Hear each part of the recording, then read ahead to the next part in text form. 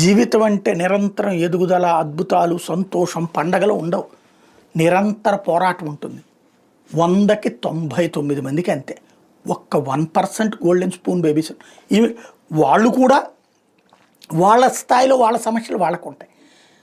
ఇక నరేంద్ర మోడీ విషయంలో ప్రత్యేకించి మనం గమనించాల్సింది ఏంటంటే, పోయిన చోటనే తన గౌరవాన్ని భంగపరిచిన చోటనే గౌరవాన్ని పొందగలిగే అద్భుతమైనటువంటి అదృష్టం అనాలా, లేకపోతే అవకాశం అనాలా ఆయన సాధించగలిగాడు. ఒకప్పుడు గోద్రా అల్లర్లను బేస్ చేసుకుని అమెరికాకి వీసా నిరాకరించింది. అదే అమెరికా ఘన స్వాగతాలు పలికింది, నెత్తిని పెట్టుకుని చూసుకుంది.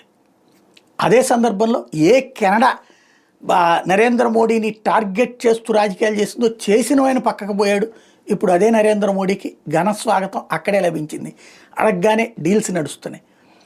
ఒకప్పుడు ఆంధ్రప్రదేశ్లో టీలు అమ్ముకునే పరిస్థితికి తీసుకెళ్తాం అని చెప్పి నరేంద్ర మోడీని శపథం చేస్తే, ఇవాళ అదే నరేంద్ర మోడీ ఆశీస్సుల కోసం ఢిల్లీలో బారులు తీరుతున్న పరిస్థితి చూస్తున్నాం.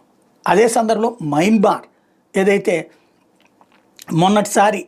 మయన్మార్ అంటున్నా, మాల్దీవులు మొన్నటిసారి నరేంద్ర మోడీకి వ్యతిరేకంగా ఇండియా అవుట్ నినాదంతో నరేంద్ర మోడీని శత్రువుగా చూపించి గెలిచినటువంటి మొయిజు ప్రభుత్వమే ఇప్పుడు వాళ్ళ జాతీయ దినోత్సవానికి నరేంద్ర మోడీని గెస్ట్గా పిలిచింది.